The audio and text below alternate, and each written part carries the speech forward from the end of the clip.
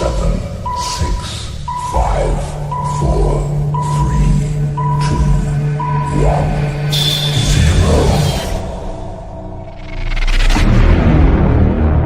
0. الله ربي والإسلام ديني ومحمدا رسول الله ويقيني. Malam nisfu Sya'ban. Kita lanjutkan hadis yang lain, bukan hadis yang pertama tadi. Hadis pertama sudah selesai. Ittala'allahu ala jami'i khalqihi lailatan nisfi min Sya'ban. Pada malam nisfu Sya'ban, ittala'allah, Allah memperhatikan semua makhluknya. Hadis ini mesti difahami dengan baik. Jangan katakan Allah hanya memperhatikan malam nisfu Sya'ban, lalu malam-malam yang lain Allah, na'udzubillah, subhana rabbika rabbil izzati amma yasifun, maha suci Allah atas semua sifat-sifat. Kalian katakan Tuhan tidur, kalian katakan Tuhan tak menengok, kalian katakan Tuhan santai. Tak betul. Allah itu adalah la ta'khudhuhu sinatun wala naum. Dia tak mengantuk, dia tak tidur, dia tak lalai. Wa ma kana Allahu bighafilin amma yaf'alu zalimun. Allah tak pernah lalai, tak pernah lupa. Lalu apa makna hadis ittala'allahu ala jami'i khalqihi lailatan nisfi min Sya'ban? Pada malam nisfu Sya'ban Allah memperhatikan semua makhluknya. Tiap hari Allah memperhatikan makhluknya. Allah memberikan perhatian khusus pada malam nisfu Sya'ban. Fayaghfiru li jami'i khalqihi, diampunkannya semua makhluknya yang meminta malam itu, yang berdoa malam itu, yang bermunajat malam itu. Dari sejak kapan? Dari mulai habis azan maghrib. Karena masuknya malam nisfu Sya'ban, pergeseran waktu dalam kalender Qamariyah beda dengan Syamsiyah. Kalau Syamsiyah sejak tergelincir matahari sejak jam 12 malam. Sedangkan Qamariyah begitu nampak anak bulan sore Kamis nanti malam Jumat, kita pun sudah masuk malam nisfu Sya'ban, beramallah. Tapi Nabi tak ada menyebutkan amalnya apa, itu tak ada. Tak ada Nabi menyebutkan kamu mesti buat ini. Jadi nanti kalau ada yang mengatakan harus baca ini, harus buat ini, harus baca ini, harus zikir ini, itu ijtihad dari para ulama. Misalnya datanglah orang bertanya ke saya, Ustaz Somad, ya ada hadis tentang malam nisfu Sya'ban? Ada. Sahih apa tak sahih? Syekh Albani mengatakan hadis ini bisa diterima sebagai amal. Nasiruddin Al-Albani yang mengatakan hadis malam nisfu Sya'ban ini bukan dhaif, bukan maudhu', bukan palsu, bukan dhaif. Ini kalau ada nanti orang mengatakan tak ada tuh dalil malam nisfu Sya'ban, Syekh Nasiruddin Al-Albani yang mengatakan hadis ini bisa diterima. Ittala'allahu ala jami'i khalqihi lailatan nisfi min Sya'ban. Allah memperhatikan semua makhluknya pada malam nisfu Sya'ban. Fayaghfiru li jami'i khalqihi, Allah mengampunkan semua makhluknya illa, kecuali dua. Ada dua yang tak diberikan ampunan, ada dua yang tak dikabulkan doanya. Yang pertama musyrik, orang yang masih syirik, mempersekutukan Allah, menyembah Lata, Uzza, Manat, Hubal, Jibti, Tagut, yang masih datang kepada dukun, yang masih kepada minta kepada benda keramat, yang masih mempersekutukan Allah. Maka taubat nasuhala, berhenti menjelang malam nisfu Sya'ban ini. Bukan hanya menjelang nisfu Sya'ban, sejak kapan saja berhenti buat dosa. Salat sunat taubat, mandi taubat, salat sunat taubat, banyak beristighfar, minta ampun kepada Allah. Yang kedua, yang tak diterima Allah doanya, yang tak diperhatikan Allah malam itu, yang dicueki oleh Allah adalah musya'in, orang yang belum berdamai dengan musuh, dengan kerabat, dengan tetangga, dengan sahabat. Maka damai itu indah, mendamaikan hati. Jangan lagi bermusuhan. La yahillu li muslimun ayyahjura akhahu fawqa thalathi layalin. Tak boleh mendiamkan, memusuhi, berkelahi dan lain sebagainya. Oleh sebab itu, setelah bersih dari syirik, bersih daripada permusuhan, baik hablum minallah, baik hablum minan nas, Kamis malam Jumat ketemu dua keutamaan. Malam nisfu Sya'ban, malam sayyidul ayyam, sayyidus syuhur, induk dari segala bulan, bulan Ramadan. Sayyidul ayyam, induk dari segala hari, hari Jumat. Hari Jumat sudah dimulai pada petang Kamis malam Jumat. Man qara'a suratal kahfi yaumal jumu'ah, siapa yang membaca surat kahfi petang Jumat, malam Jumat, hari Jumat, siang Jumat, adha'a lahu min nur, Allah memberikan dia nur, cahaya pencerahan, ma bainal jumu'ataini, antara dua Jumat. Habis maghrib itu baca surat al-kahfi, baik. Saya baca al-kahfinya besok lah Pak Ustaz, baik. Saya mau baca Quran malam ni khatam Pak Ustaz, baik. Lalu datang orang berjumpa dengan ulama, wahai tuan ulama, ya malam ni nisfu Sya'ban, betul. Saya amalnya apa? Amal aja banyak-banyak. Amalnya apa? Amal aja banyak-banyak. Tentu sebagian orang tak puas dengan itu. Dia mau ustaz itu menyebutkan, sebutlah ustaz secara detail teks. Lalu kata ustaz itu, bacalah surat Yasin. Kenapa Yasin disuruh? Nabi tak ada nyuruh, hai orang beriman, bacalah surat Yasin pada malam nisfu Sya'ban, tak ada. Tapi hadis yang bersifat hadis umum ada. Man qara'a Yasin fi lailatin, siapa yang baca surat Yasin pada suatu malam, asbaha maghfuran lah, pada waktu subuhnya dia sudah diampunkan Allah Subhanahu wa taala. Jadi nanti kalau ada yang membid'ahkan baca Yasin malam nisfu Sya'ban, dalilnya umum ada. Ini saya tunjukkan bahwa malam nisfu Sya'ban itu utama. Ada dalilnya umum. Ittala'allahu ala jami'i khalqihi lailatan nisfi min Sya'ban. Allah memperhatikan makhluknya pada malam nisfu Sya'ban. Fa yaghfiru li jami'i khalqihi, diampunkan semua makhluknya, illa musyrik atau musyahid, kecuali orang yang musyrik dan orang yang belum berdamai. Hadisnya ada. Tapi dalam hadis itu tak ada disebut surat Yasin. Lalu tentang hadis surat Yasin, hadis lain. Buka dalam tafsir Ibnu Katsir, muqaddimah surat Yasin. Man qara'a surat Yasin, man qara'a Yasin, siapa yang baca surat Yasin fi lailatin, dalam suatu malam. Tak disebutnya malam apa? Malam nisfu Sya'ban, malam Jumat, malam Senin, malam Kamis, pokoknya malam. Asbaha maghfuran lah, pada waktu subuhnya dia sudah mendapatkan ampunan Allah Subhanahu wa taala. Jadi dua hadis yang dikombinasikan. Boleh menggabungkan dua hadis nih Pak Ustaz. Baca kitab Kaifana Ta'amal Ma'as Sunnah yang ditulis oleh Syekh Yusuf Al-Qaradawi. Kata dia, cara yang paling baik memahami hadis bukan satu hadis dibaca lalu diambil satu hukum. Tidak, bukan begitu caranya. Dikombinasikan beberapa hadis baru ditarik satu kesimpulan. Cari satu hadis tentang sholat, dari takbiratul ihram sampai salam, tak akan jumpa hadis tentang sholat. Ini iftitahnya, ini rukuknya, ini sujudnya, ini iktidalnya. Begitu juga hadis tentang Isra Mi'raj. Tolong carikan saya hadis Isra Mi'raj, satu hadis dari mulai Nabi berangkat ke Masjidil Aqsa, naik ke Sidratul Muntaha, turun, satu hadis. Tak ada. Hadis itu dikombinasikan, hadis ini, hadis ini, hadis ini, lalu dikumpulkan ulama menjadi satu, disusunlah kitab Al-Isra wal Mi'raj. Begitu juga dengan amalan-amalan ini. Kalau diminta satu hadis, tak ada, beberapa hadis. Lalu kenapa setelah selesai membaca surat ini orang berdoa? Itu namanya tawassul dengan amal soleh. Ya Allah, berkat aku membaca Al-Quran surat Yasin ini, maka engkau mudahkanlah segala urusan anakku. Buka tafsir Ibnu Katsir. Apa kata Imam Ibnu Katsir? Idza quri'a fi amrin asirin, kalau dibacakan pada perkara yang sulit, illa yassarahullah, maka Allah memberikan kemudahan. Tawassul dengan amal soleh, ada hadisnya, ada tentang 3 orang terjebak di dalam gua. Masuk dia ke dalam gua, hujan rintik-rintik, tak mungkin melanjutkan perjalanan, maka bernaung di dalam gua. Tiba-tiba tak lama datang batu bergelinding dari atas bukit, pas menutup pintu gua, tertutup, terjebak 3 orang. Maka mereka berdoa kepada Allah dengan bertawassul. Yang satu berdoa, ya Allah, berkat sedekahku, maka bukakanlah pintu gua ini. Terbuka pintu gua, tapi tak bisa mereka keluar. Yang satu lagi bertawassul, ya Allah, berkat aku berbakti kepada orang tuaku, bukakanlah pintu gua. Terbuka, belum bisa keluar. Yang satu lagi bertawassul, ya Allah, berkat barokah aku tak jadi berzina dengan sepupuku.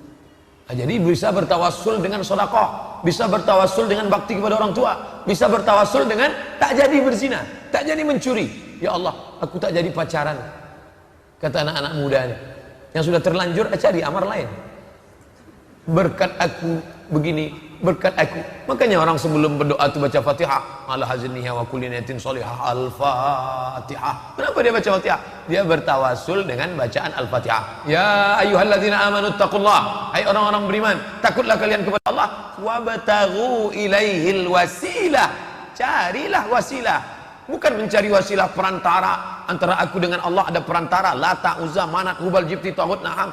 Bukan. Carilah perantara, maksudnya dengan amal soleh, barokat ini ya Allah. Tapi jangan kuat-kuat riya, sum'ah, mempertunjukkan amal kepada orang lain. Ini dalil-dalil. Jadi tidak ada aturan baku mesti beramal ini, tidak. Lalu dia kemudian memperbanyak solat malam. Baik, solat malamnya biasanya hanya 11 rakaat. 2 rakaat 1 salam, 2 rakaat 1 salam, 2 rakaat 1 salam, 2 rakaat 1 salam. Habis itu ditambahnya witir 3 rakaat, selesai. Tapi pada malam itu karena malam khusus, dibuatnya sholat banyak-banyak. Iya, tak ada salahnya. Pokoknya kalau lebih dari 11 rakaat bid'ah. Wa kullu bid'atin dhalalah, wa kullu dhalalatin finnar. Lebih dari 11 rakaat masuk neraka.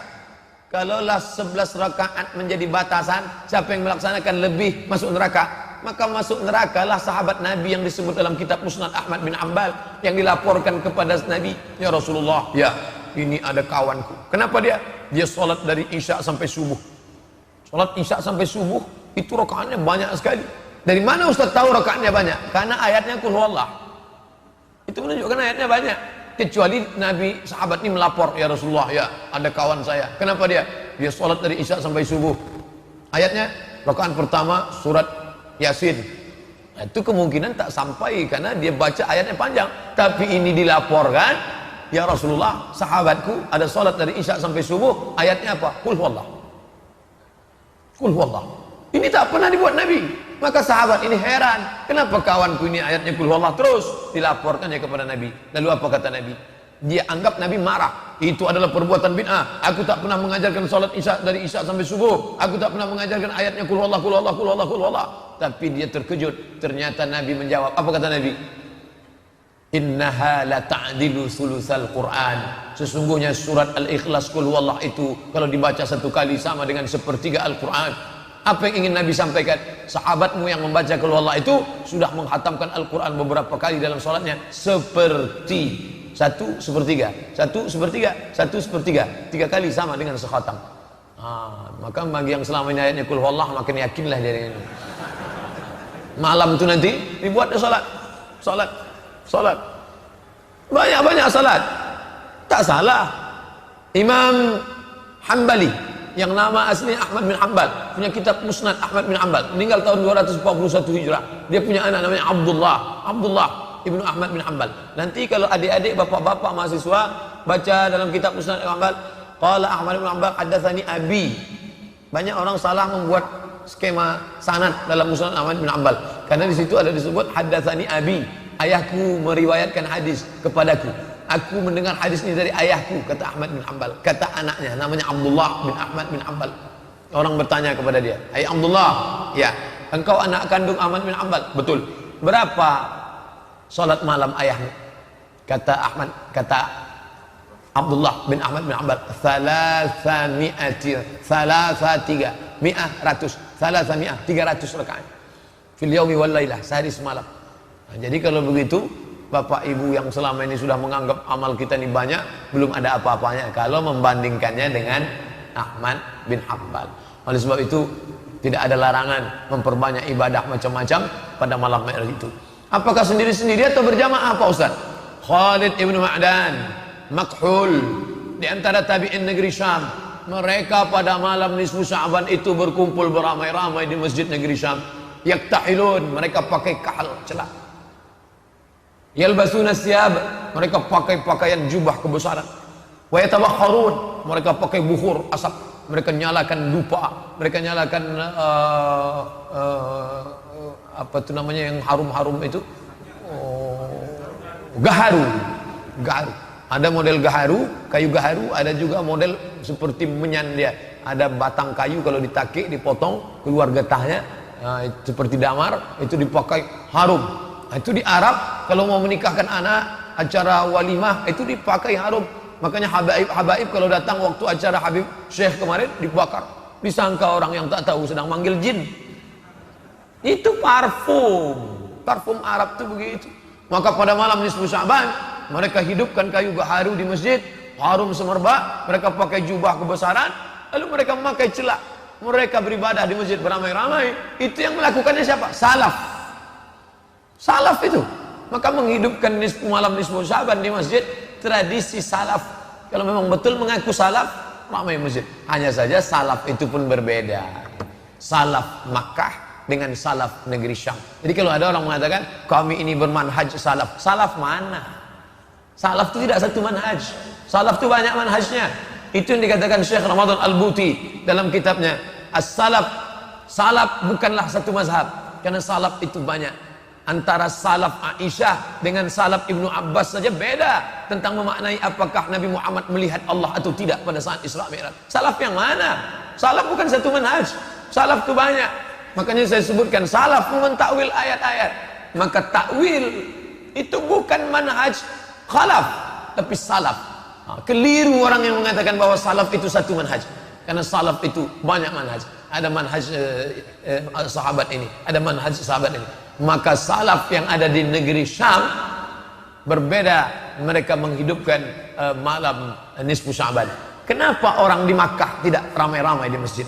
Kenapa orang di negeri Syam ramai-ramai datang ke masjid? Ternyata orang di Makkah tak perlu melakukan itu, karena Makkah pusat Islam, tetangga-tetangganya semuanya Islam. Tapi di negeri Syam mereka bertetangga dengan Romawi, mereka bertetangga dengan bekas-bekas peninggalan Persia yang masih lagi mengagungkan kemusyrikan. Maka perlu untuk menunjukkan show force. Pada malam itu mereka ramai-ramai sehingga orang kafir menengok, orang Islam ramai malam nisfu Sya'ban ini. Hati-hati dengan orang Islam, jangan macam-macam dengan mereka. Tengok mereka ramai itu. Jadi kalau nanti ada masjid yang malam nisfu Sya'ban ramai-ramai beribadah, maka itu termasuk dari tradisi salaf. Salaf itu 3 abad pertama. Khairul qurun qarni, sebaik-baik abad-abadku. Tsumma alladzina yadunahum, 1 abad sudah itu. Kemudian 1 abad sudah itu. Inilah salafus saleh, salaf yang baik-baik. Adapun sesudah itu maka disebut dengan khalaf. Setelah nisfu Sya'ban ada hadis menyebut idzan tasafa Sya'ban fala tasumu. Kalau sudah lewat nisfu Sya'ban fala tasumu, jangan puasa lagi. Nanti ada ibu yang puasa tanggal 21 Sya'ban. Ibu kok enggak makan? Saya puasa. Apa ibu enggak tahu hadis ini? Idzan tasafa Sya'ban fala tasumu. Kalau sudah nisfu Sya'ban jangan puasa lagi. Lalu ibu bapak pun banyak yang takut puasa, karena orang menyebut jangan puasa lagi, jangan puasa. Padahal hadis ini ada penjelasannya. Jangan dibaca hadis itu bulat-bulat. Yang tidak boleh puasa itu adalah orang yang memulai puasa sunat setelah nisfu Sya'ban. Itu yang tak boleh. Selama ini tak pernah dia puasa. Rajab tak ada puasa, 1, 2, 3, 4 ini dia tak ada puasa. Tiba-tiba setelah nisfu Sya'ban dimulainya puasa sunat. Itu tak boleh. Itulah makna hadis itu, idzan tasafa Sya'ban. Kalian yang tak pernah puasa sebelumnya, tiba-tiba setelah nisfu Sya'ban kalian mulai puasa sunat, fala tasumu. Jangan. Tapi bagi orang yang melanjutkan puasa, ibu bapak memang biasa puasa Senin Kamis, kebetulan jatuh pada tanggal 21, jatuh pada tanggal 17, boleh. Atau dia biasa puasa Nabi Daud 1, 3, 5, 7, 9, 11, 13, 15, pas 17 puasa dia. Ente puasa ya? Iya, fala tasumu. Aku boleh, ente yang tak boleh. Ente memang tak pernah puasa, sekarang baru mulai. Aku memang dari dulu puasa. Apa tak tahu kalian aku sering puasa? Itu pun tak boleh juga. Riya namanya. Idzan tasafa Sya'ban, yang dimaksud idzan tasafa kalau sudah lewat pertengahan, memulai puasa. Adapun melanjutkan yang sudah bersama ini boleh. Yang kedua, siapa yang boleh? Mengqadha. Mengqadha boleh. Diqadhanya pada tanggal 17, 18 boleh. Adapun hikmah kenapa dianjurkan puasa ini, supaya kita sudah merasakan manisnya puasa. Beda antara orang yang mulai lomba lari, beda antara mulai orang yang lomba pemanasan mau masuk main bola dengan orang yang sudah lari-lari, maka main bolanya dia nyaman. Begitu juga dengan ibadah ini. Ada orang yang baru pemanasan, gelisah dia di awal Ramadan, tapi orang ini sudah merasakan manisnya puasa, sehingga manis Ramadan dia beda dengan manisnya Ramadan orang yang baru memulai. Kita ikuti saja sunnah-sunnah perbuatan Nabi ini, maka kita akan merasakan manisnya iman, manisnya puasa, manisnya tahajud, manisnya ibadah, manisnya munajat kepada Allah Subhanahu wa ta'ala. Poin terakhir tentang Sya'ban adalah bulan Sya'ban mengingatkan kita tentang pindah arah kiblat, jatuh pada bulan Sya'ban tahun kedua. Nabi sampai di Madinah Rabiul Awal, Rabiul Akhir, Jumadil Awal, Jumadil Akhir, Rajab, Sya'ban, Ramadan, Syawal, Zulqa'dah, Zulhijjah, Muharram, Safar, Rabiul Awal, Rabiul Akhir, Jumadil Awal, Jumadil Akhir, Rajab, Sya'ban. Jadi kalau ada yang mengatakan Nabi menghadap ke Baitul Maqdis 17 bulan, dia ngitungnya dari Rabiul Akhir. Nabi menghadap ke Baitul Maqdis 18 bulan, dia menghitungnya dari Rabiul Awal. 18 bulan menghadap ke Baitul Maqdis. Baitul Maqdis ke sana, Baitullah ke sana. Menghadap ke sana. Orang Yahudi ngejek, tengok tuh Muhammad menghadap ke Baitul Maqdis, tempat kita. Sampai akhirnya Nabi sholat menghadap ke langit. Belum. Apa kata Allah? Qad nara taqalluba wajhika fis sama. Kami lihat engkau menghadapkan wajah ke langit. Falanuwalliyannaka qiblatan tardaha.